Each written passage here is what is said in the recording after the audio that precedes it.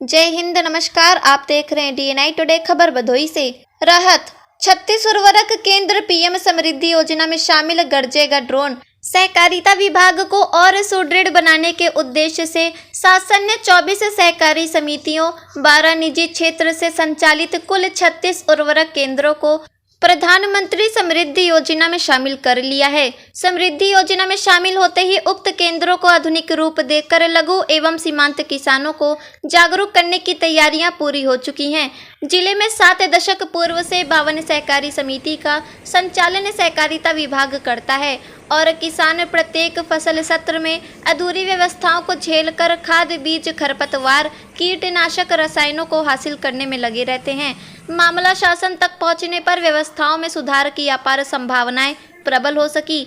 AR सहकारिता राघवेंद्र शुक्ला ने बताया कि किसानों का हित देखते हुए 36 उर्वरक केंद्र प्रधानमंत्री समृद्धि योजना में शामिल हो सके हैं। केंद्रों पर LED सहित निर्धारित मानकों में कुर्सी आदि सुविधाएं मिल रही हैं। केंद्र तक पहुंच रहे किसान शासन की योजनाओं से जागरूक होकर लाभान्वित होते रहेंगे। विशेष बात यह कि इन केंद्रों से तरल युक्त नैनो DAP यूरिया की उपयोगिता को बढ़ावा मिलेगा। तरल DAP यूरिया के छिड़काव वाले सवाल पर उन्होंने कहा कि किसान अभी तक दानेदार उर्वरक का उपयोग कर रहे हैं, लेकिन कुछ दिनों में ड्रोन की उपलब्धता होते ही 1 घंटे में 4 हेक्टेयर खेतों का छिड़काव सरल होता नजर आएगा। भदोही से रिपोर्टर अब्दुल वाहिद के साथ वैष्णवी शुक्ला की रिपोर्ट। जी सर, सहकारिता विभाग में कुछ निजी और सहकारी समिति को प्रधानमंत्री समृद्धि केंद्र बनाया गया है, ऐसी कितनी संख्या है?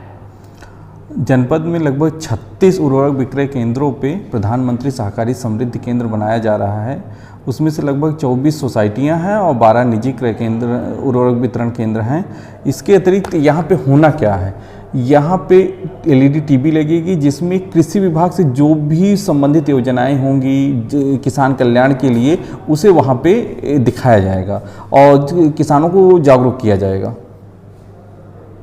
और कितनी सुविधाएं हैं इसमें? इसमें टीवी के साथ जनता को बैठने के लिए व्यवस्था रहेगी।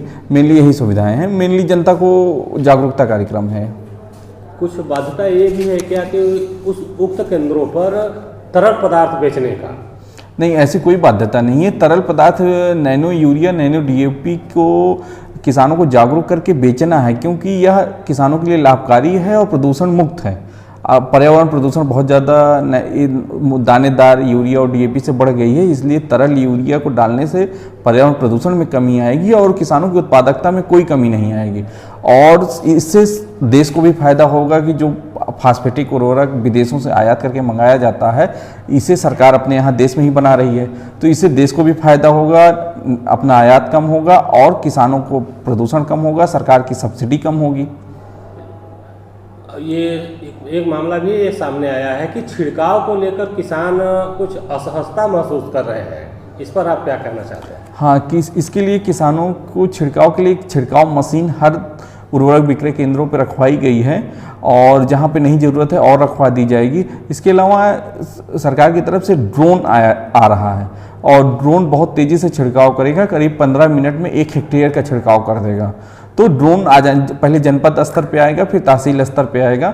ये आ जाने के बाद जनता को और आसानी से नैनो यूरिया और नैनो DAP का इस्तेमाल कर सकेंगे। अपने जनपद से कितने ड्रोन की मांग की गई है शासन से? अभी तो केवल 1 ड्रोन की मांग की गई है जो जनपद स्तर पे आएगा।